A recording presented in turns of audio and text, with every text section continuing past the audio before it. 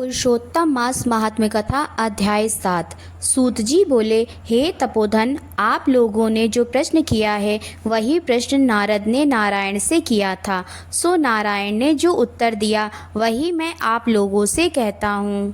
नारद जी बोले, विष्णु ने अधिमास का अपार दुख निवेदन करके जब मौन धारण किया तब हे बद्रीपते पुरुषोत्तम ने क्या किया, सो इस समय आप हमसे कहिए। श्री नारायण बोले, हे वत्स, गोलोकनाथ श्री कृष्ण ने विष्णु के प्रति जो कहा वह अत्यंत गुप्त है, परंतु भक्त आस्तिक सेवक दम्भ रहित अधिकारी पुरुष को कहना चाहिए, अतः मैं सब कहता हूँ, सुनो। यह आख्यान सत कीर्ति पुण्य यश सुपुत्र का दाता राजा को वश में करने वाला है और दरिद्रता को नाश करने वाला एवं बड़े पुण्यों से सुनने को मिलता है। जिस प्रकार इसको सुने उसी प्रकार अनन्य भक्ति से सुने हुए कर्मों को करना भी चाहिए। श्री पुरुषोत्तम बोले, हे विष्णु, आपने बड़ा अच्छा किया जो मलमास को यहाँ लेकर आए, इससे आप लोक में कीर्ति पावेंगे। आपने जिसका उद्धार स्वीकार किया उसको हमने ही स्वीकार किया ऐसा समझें, अतः इसको हम अपने समान सर्वोपरि करेंगे। गुणों से, कीर्ति के अनुभाव से, षडैश्वर्य से, पराक्रम से, भक्तों को वर देने से और भी जो मेरे गुण हैं उनसे मैं पुरुषोत्तम जैसे लोक में प्रसिद्ध हूँ, वैसे ही यह मलमास भी लोकों में पुरुषोत्तम करके प्रसिद्ध होएगा।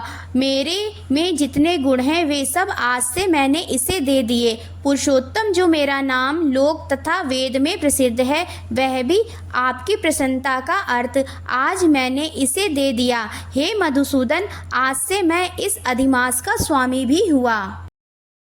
इसके पुरुषोत्तम इस नाम से सब जगत पवित्र होगा। मेरी समानता पाकर यह अधिमास सब मासों का राजा होगा। यह अधिमास जगत पूज्य एवं जगत से वंदना करवाने के योग्य होगा।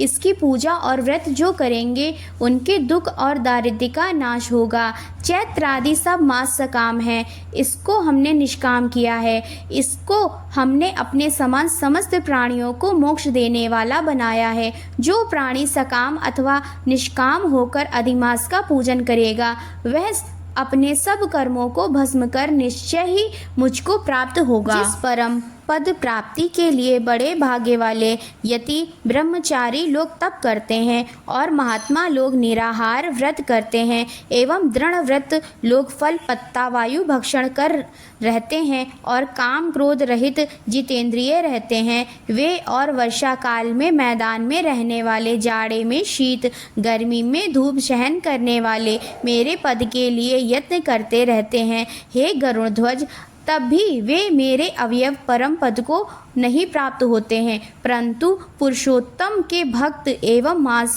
के ही व्रत से बिना परिश्रम जरा मृत्यु रहित उस परम पद को पा लेंगे। यह अधिमास व्रत संपूर्ण साधनों में श्रेष्ठ साधन है और समस्त कामनाओं के फल की सिद्धि को देने वाला है, अतः इस पुरुषोत्तम मास का व्रत सबको करना चाहिए।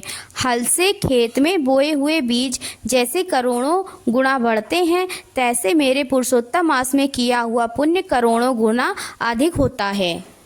कोई चतुर्मास्यादि यज्ञ करने से स्वर्ग में जाते हैं, वह भी भोगों को भोग कर पृथ्वी पर आते हैं, परंतु जो पुरुष आदर से विधि पूर्वक अधिमास का व्रत करता है वह अपने समस्त कुल का उद्धार कर मेरे में मिल जाता है, इसमें संशय नहीं है। मुझे प्राप्त होकर प्राणी पुनः जन्म मृत्यु भय से युक्त एवं आदि व्याधि और जरा से ग्रस्त संसार में फिर नहीं आता, जहाँ जाकर फिर पतन नहीं होता, सो मेरा परम धाम है। ऐसा जो वेदों का वचन है वह सत्य है, असत्य कैसे हो सकता है।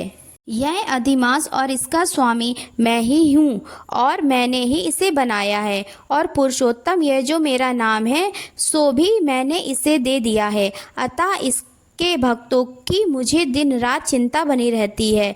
इससे भक्तों की मन कामनाओं को मुझे ही पूर्ण करना पड़ता है।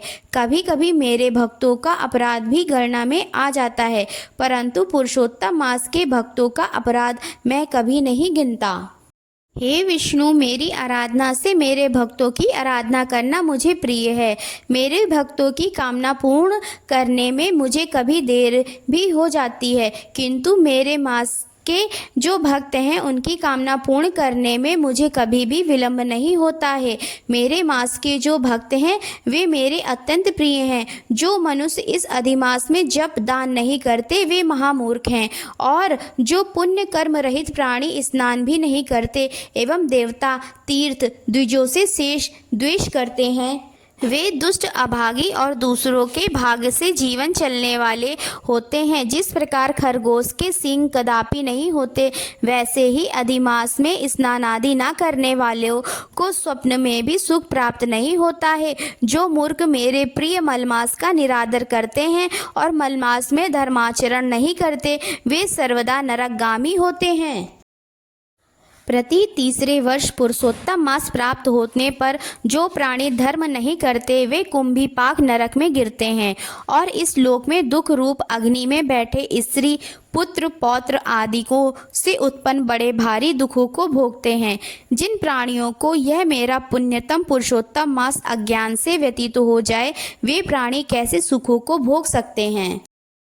जो भाग्यशालिनी स्त्रियां सौभाग्य और पुत्र सुख चाहने की इच्छा से अधिमास में स्नान दान पूजन आदि करती हैं, उन्हें सौभाग्य संपूर्ण संपत्ति और पुत्र आदि यह अधिमास देता है। जिनका यह मेरे नाम वाला पुरुषोत्तम मास दान आदि से रहित बीत जाता है, उनके अनुकूल मैं नहीं रहता और ना उन्हें पति सुख प्राप्त होता है। भाई पुत्र धनों का सुख तो उन्हें स्वप्न में भी दुर्लभ है। अतः विशेष करके सब प्राणियों को अधिमास में स्नान पूजा जप आदि और विशेष करके शक्ति के अनुसार दान अवश्य करना चाहिए। जो मनुष्य इस पुरुषोत्तम मास में भक्ति पूर्वक मेरा पूजन करते हैं, वे धन पुत्र और अनेक सुखों को भोगकर पुनः गोलोक के वासी होते हैं। मेरी आज्ञा से सब जन मेरे अधिमास का पूजन करेंगे। मैंने सब मासों से उत्तम मास इसे बनाया है, इसलिए अधिमास की चिंता त्याग कर हे रमापते, आप इस अतुलनीय पुरुषोत्तम मास को साथ लेकर अपने वैकुंठ में जाओ। श्री नारायण बोले। इस प्रकार भगवान श्री कृष्ण के मुख से रसिक वचन श्रवण कर विष्णु अत्यंत प्रसन्नता पूर्वक इस मलमास को अपने साथ लेकर नूतन जलधर के समान श्याम भगवान श्री कृष्ण को प्रणाम कर गरुड़ पर सवार हो शीघ्र वैकुंठ के प्रति चल दिए। ओम नमो नारायणा। ओम नमो भगवते वासुदेवाय। आशा करती हूँ आप सभी को यह वीडियो अवश्य ही पसंद आई होगी। अगर आपको यह वीडियो पसंद आई हो तो प्लीज़ इसे लाइक करें, अपने दोस्तों और परिवार के साथ इसे शेयर करें, हमारे इस चैनल को सब्सक्राइब करें, बेल आइकन दबाना ना भूलें ताकि आपको नई नई कथाएँ शीघ्र ही मिल जाएं। कमेंट में राधे राधे जरूर लिखें। राधे राधे।